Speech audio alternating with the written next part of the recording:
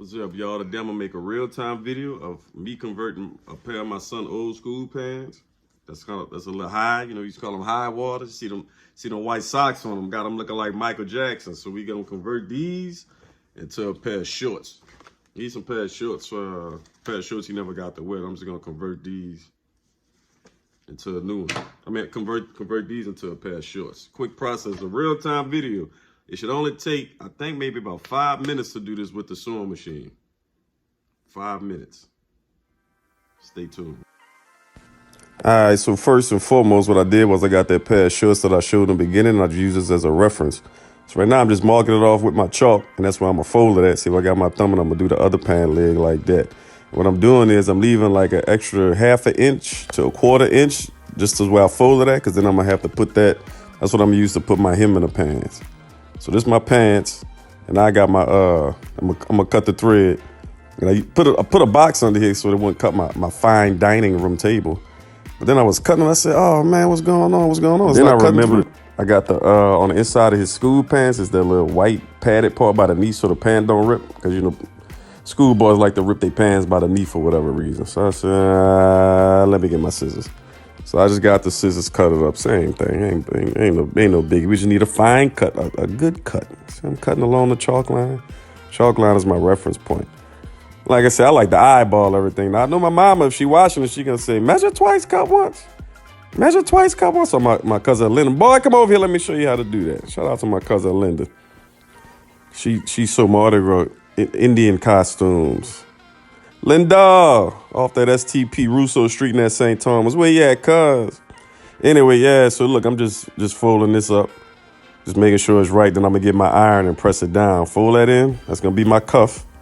Right there where I put the hem at, then I'm going to cuff it in. Now, see, my uncle's uptown used to be the rag man. Now, if you an old school uptown person, you know about the rag man. Ask your grandma and them who the rag man was. That was my Uncle Charlie and my Uncle Papu. People used to leave their rags on the front porch. And the rag man would come pick them up and then resell them. That was their business. Now, my grandpa, he was a shoemaker. He wasn't in the rag man business for whatever reason. I don't know. Maybe he ain't want to follow his brothers. Anyway, look. So now I'm measuring it. I got him at 13 and a half. The camera didn't really pick this up. How did I record this like this? It's all right, man. Look, y'all get the gist of it. I stopped it at 13 and a half and put a straight line straight through from one seam to the other. And then I did it on the other leg. Because it's geometry, it's biosymmetrical. Did I say that right? What you do on one side is going to be the exact what you do on the other side.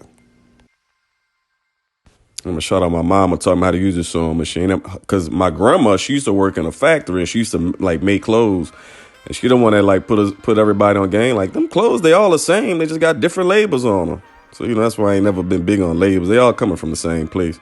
Even though they ship the jobs overseas, they still same concept. You know what I'm saying?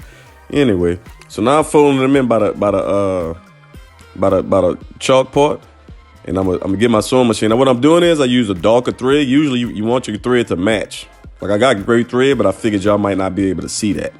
So now I'm pressing down my cuffs, but I really wanted y'all to see the thread, so I used a brown or a black, probably both, who knows. So, we're just going to flatten that down because I think ironing is one of the most important parts to making sure you got a straight line.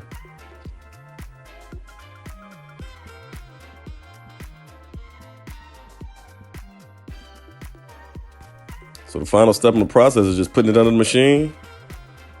Got your thread, press a foot down. I'm going to keep my presser foot on the edge of the whatever. Now, this is how fast this goes. Quick.